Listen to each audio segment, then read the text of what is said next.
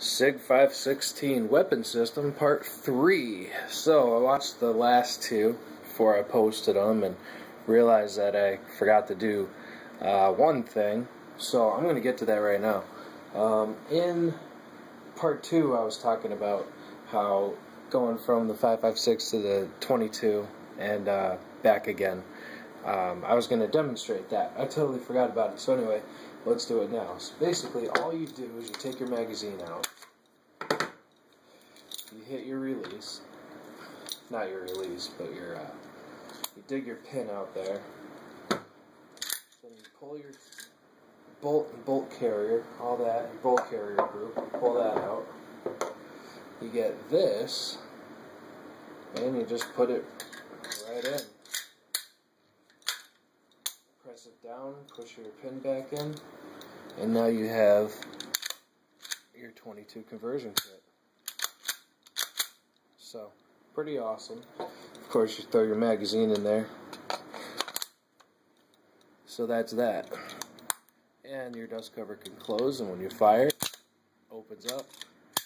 Now the cool thing about this magazine, even though it sucks so hard, it does have a last shot bolt hold open feature on it. So when you're out, your action's going to lock back. The only thing is once you take your magazine out, you see, the chamber closes up on you. So that's that. And now, to go back to it is just as simple. And I'll do that. You take your magazine out, you pop your pin, change bolts, pin back in, and you're good to go. And it's literally that fast, so not bad, right? I know.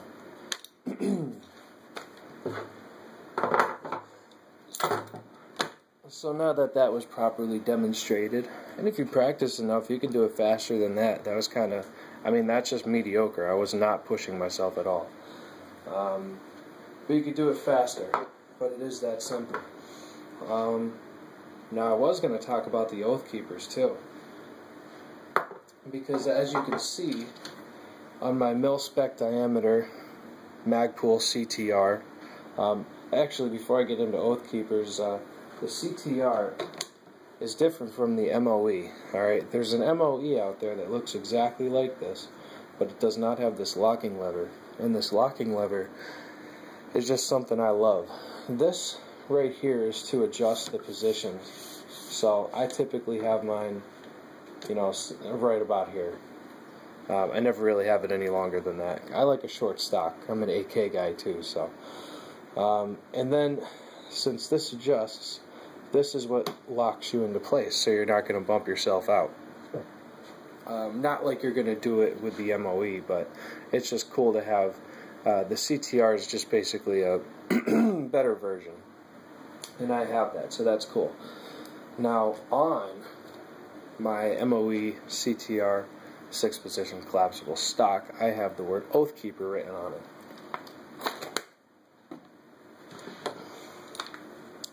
Oathkeeper because I am an Oathkeeper. I do professional armed security full-time, and I am Navy Reserve. And I've always been Navy Reserve. I've never been active. But basically I do the same damn thing in the civilian world and make more money than I would do in the Navy. So it's kind of like there's way more money in the civilian world when you go into armed security work. Tons more money. So I figure, you know, since we're not fighting for freedom anymore, I might as well take my talents back home and make some cash at it. And that's what I did. So that's what I do. But anyway, I am an Oathkeeper. I even have a card here. Trying to cover up my name because, believe it or not, my name is not Michael Grove, but that's my Oathkeepers membership card. I am an Oathkeeper. Now, as far as the Bunny Ranch is concerned, I'm not here defending them, because I was pissed. First of all, if you don't even know what the Bundy Ranch is, shame on you if you're watching this video. But I'll just explain it for somebody who might not know. This tyrannical government, under which we all live, decided that it was going to go into a ranch via an agency called the BLM, the Bureau of Land Management. So they went in and started confiscating this guy's cattle because they say that he owes the government money. And he says, I don't owe the government money. This is, state territory. I owe the state money, and I'm paying the money to the state, not the government. So he's still paying the money that he owes, but it's to their own. But it's like, it's basically just saying, fuck the government. Come on, I'm paying my dues. I'm paying it locally. I'm paying it to the state. Get out of here. So what happened was the BLM went in and started taking up all of his cattle, rounding them all up, shooting some of them. And there was a story that a week before that, the BLM shot and killed some 16-year-old kid riding his bicycle through one of their roadblocks. And the BLM is also tasing protesters and throwing them to the ground at this point. So, naturally, patriots are going to get upset about that, right? So what happened is, little by little, protesters started trickling in. Little by little, militiamen started trickling in, and then Oath Keepers was over it. They were pretty much covering the story. Them, InfoWars, and News 6, or I think it's News 6. It's some local news, I don't know, whatever, in that area in Nevada. So anyway, there were like 3 pretty good, guys on it. CNN was there, Fox was there. All CNN did, though, obviously, is talk about all the crazy people, patriots.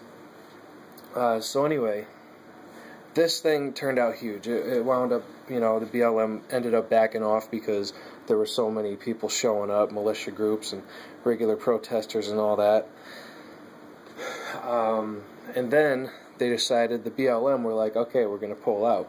But before they pulled out, they still had to release the cattle that they took. So all of these protesters and about, I hear, there were like 200 guys on horseback, ranchers and whatnot, people with cars and everything. Thousands of people ended up going to where the BLM was keeping the cattle. And basically you had a standoff between armed government agents, many of them, guys with SWAT gear, like OD green jumpsuits and vests and, M4s and armor and everything, all that shit, riot gear and whatnot. I think there was like 20 of those guys, and then there was a bunch of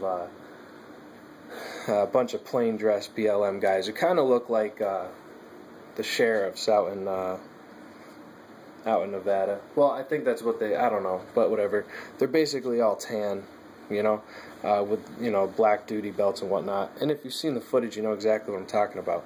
But anyway, there was a bunch of them. They say 200, but there was like 20 or so tactical dudes up front, totally ready to go. And pretty much every officer there had some sort of AR on them.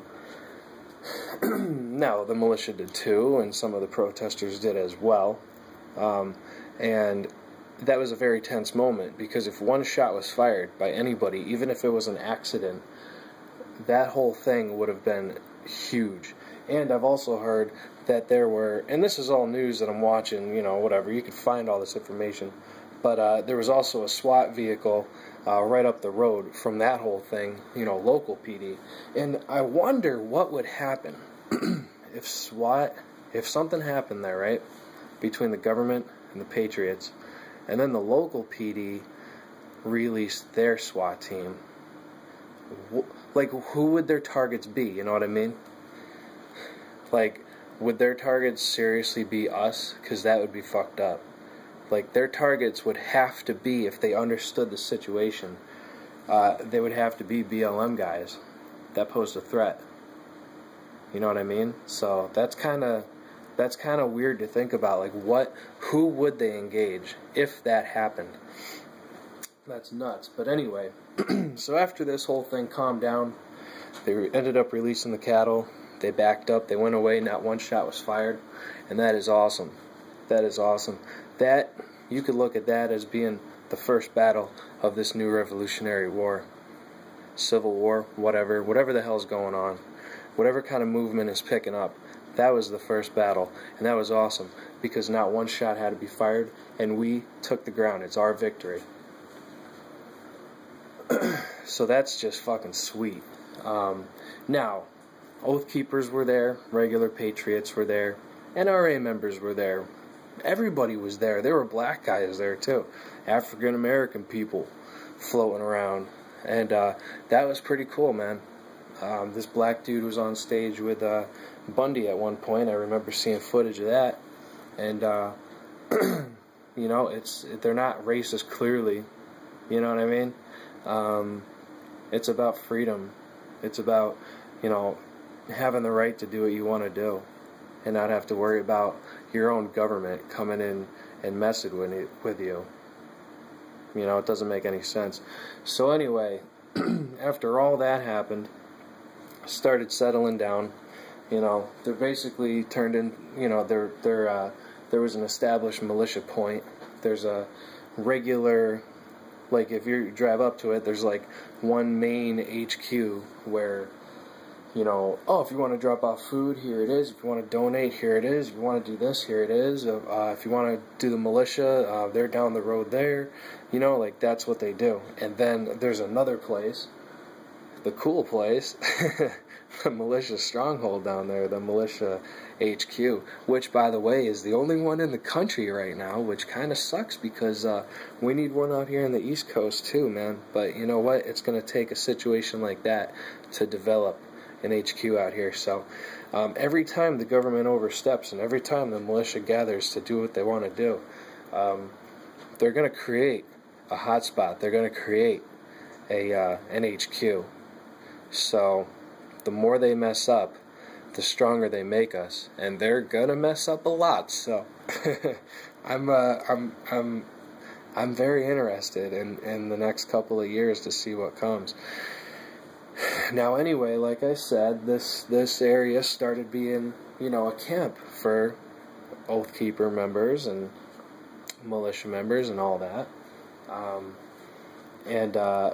Some sort of altercation occurred between the two of them. I don't know exactly what it was, but I know that there was a threat of drone strike by Eric Holder, which, why doesn't that surprise me? You know what I mean? Why doesn't it surprise me? He's an asshole. And if you literally follow the Constitution, if you follow it literally, which you should, he would not be in office anymore. He'd be fucking, like, I don't know, he'd be a librarian somewhere or something. Government librarian.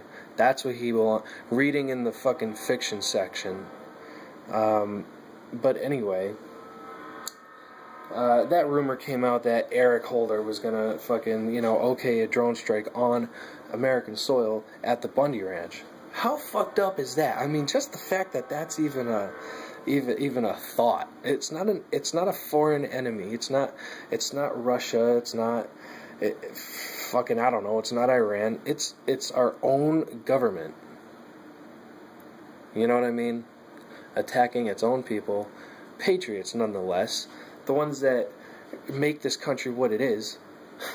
But anyway, so 2 days before this rumor came out that Eric Holder was going to drone the Bundy Ranch, the Oath Keepers had a clear mission to extend their area of operation. Now, this basically meant there'd be scouts on the highway. There will be, you know, patrols, you know, a little further out in the desert as scouts, purely scouts. You know, because there was suspicious activity, and I guarantee you there was like local PD feds and all that creeping around to see what they could find out. I'm 100% certain there was. So anyway, they wanted to do that, you know, counter intel, which is cool. Counterintelligence, I do that every day at work. Counter intel is awesome. So you go out. But anyway, that's what their mission was changed to. So they weren't hanging around the bunny ranch so much because they had, you know, further, a further mission. So basically what happened is they thought the Oath Keepers were, there was a couple guys there, 1 or 2, maybe 3 or 4, that are just nuts. Now, they don't understand the mission, so they go after the Oath Keepers, and they knocked one of them down, this old dude. Knocked him down on the ground, and, you know, one of them pulled their gun out on the fucking Oath Keepers and was saying, like, I'm gonna fucking kill you, and I'm gonna, you know, give me one fucking reason, I'll kill you, and that shit. And it's like, dude, alright, first of all, you guys are all on the same side. And I understand that there's some, what are they called? Military term, I can't remember what it's called. Conflicts, personality conflict. It's the best way to say that dude is a fucking asshole. You just say, yeah, we're having a personality conflict. How about that, right? So anyway, that shit's going on in between the ranks out there. And it just basically bubbled up to this whole blowout. And then they're like, oh, the fucking, you know, the Oath Keepers are abandoning us, and this and that, and this and that. Now, when I first heard that, I was pissed. I was done with the Oath Keepers, dude. I wrote them a couple of emails, and I was planning on chopping up my card. You know what I mean? Like, just fuck that. And then, well, a couple days later, I heard their official debriefing, which I'm sure had some bullshit with it, especially that one guy flying off the fucking handle. I get it. I understand that you can kick ass, dude, but, like, chill yourself out until the time comes, you know? That's how I am, anyway. But, yeah, so basically, they didn't abandon it. They extended their mission, like, 2 days before this shit happened. And during that night, those 2 nights, that 48-hour period, whatchamacallit, they had Oath Keepers there. They were saying, hey, you guys could either come with us or you could stay here, but if you stay here, my suggestion, you know, you dig in, you cover yourself with Mylar, and you hope for the best. And some of them did that, you know, not all of them left.